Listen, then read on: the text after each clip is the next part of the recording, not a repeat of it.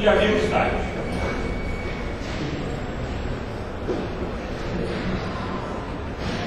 Digamos que esse aqui fosse os 5 principais grupos políticos que existissem lá, naquele momento, nos anos 20.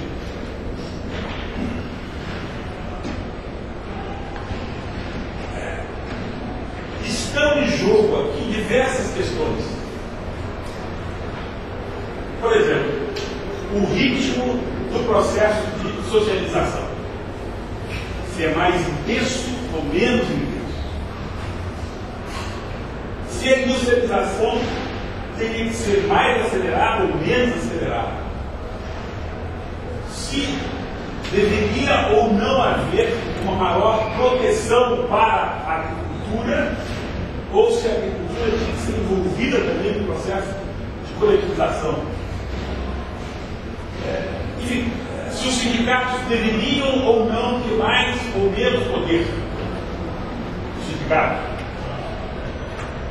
Há um conjunto de temas e questões que dividem esses grupos.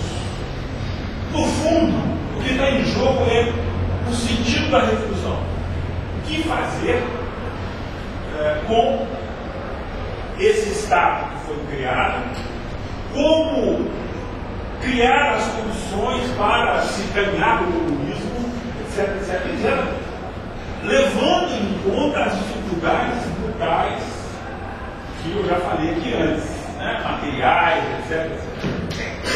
Cada uma dessas posições aqui, essas 5, tem uma visão sobre isso. Esses grupos disputam entre si. E o que vai acontecer é um conjunto de alianças táticas.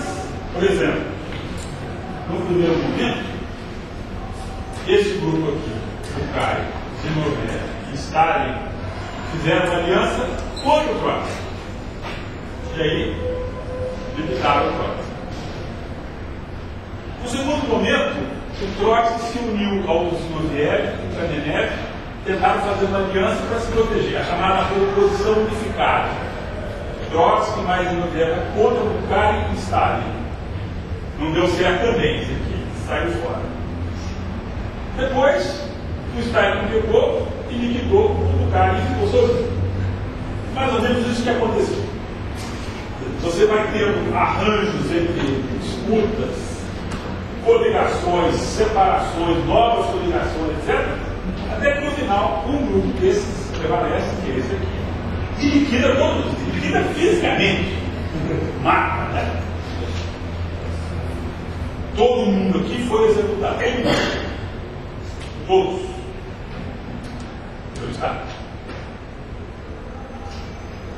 Isso começa a acontecer em 28. 28 é o momento em que ele chega ao poder depois de derrotar o Bukharin. O último a ser derrotado é o Bukharin.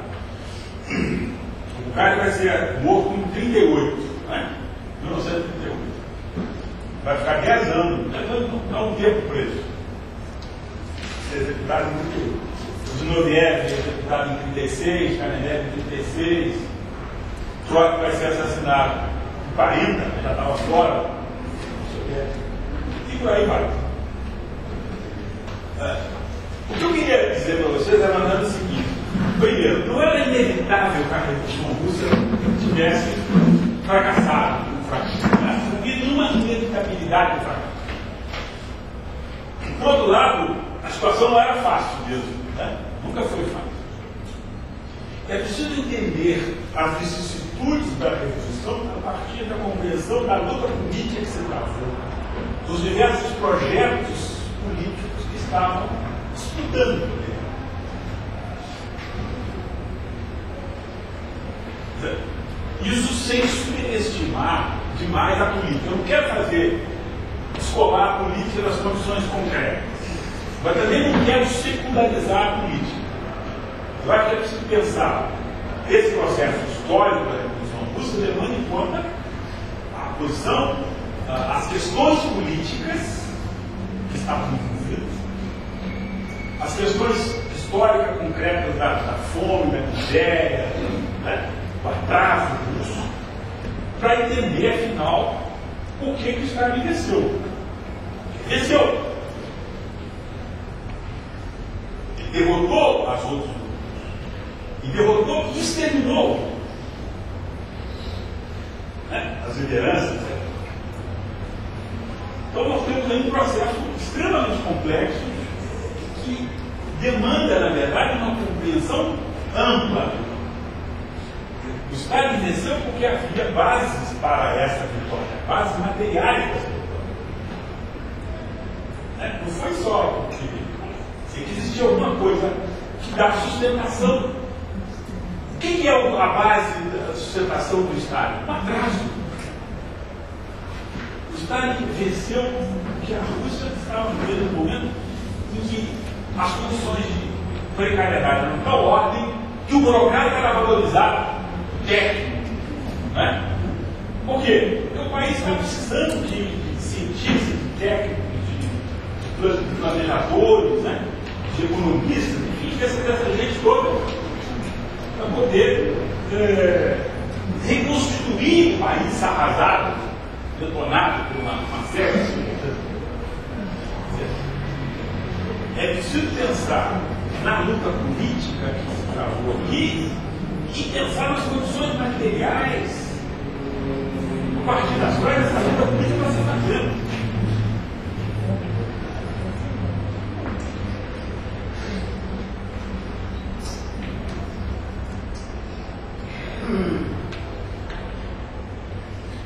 Chamado período da planificação, que é um fenômeno curiosíssimo, né? O Stalin vence e a partir de 28 começa o chamado período dos planos quinquenais.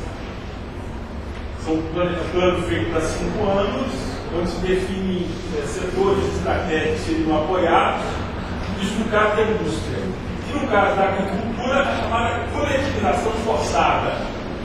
Toda a agricultura foi coletivizada com os chamados sovkhozes,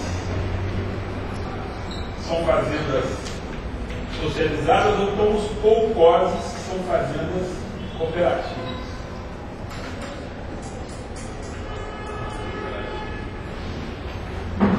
Quando começou o processo de coletivização, esses kulaks que eu falei aqui antes, que eram os camponeses ricos, quando perceberam que o processo tinha mudado para coletivizar aquelas terras que antes eram deles, eles começaram a sabotar, a botar fogo na produção agrícola, matar a pecuária, os animais, etc., num processo de boicote da Revolução. E aí, uma nova guerra civil se deu.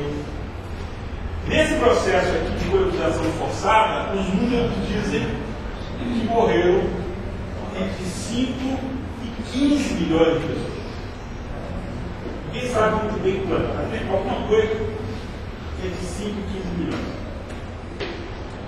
Ou seja, tudo que se refere à Rússia, à Revolução Russa, tem uma dimensão grande. São números grandes, são processos que envolvem milhares de pessoas, milhões de pessoas. Por isso que não dá para falar isso com leviandade. É preciso levar a sério e tentar entender isso na gravidade que isso significou. Essa experiência, por conta dessa experiência, mais de 20 milhões de pessoas morreram. Não é uma coisa para se não levar a sério. Se levar a sério, entender a extensão, a profundidade do que está no jogo. Né? Os erros brutais que foram cometidos, o significado trágico do estalinismo para a Revolução. Mas tudo isso pensando no conjunto, né? Essa coisa extremamente complexa que foi a Revolução.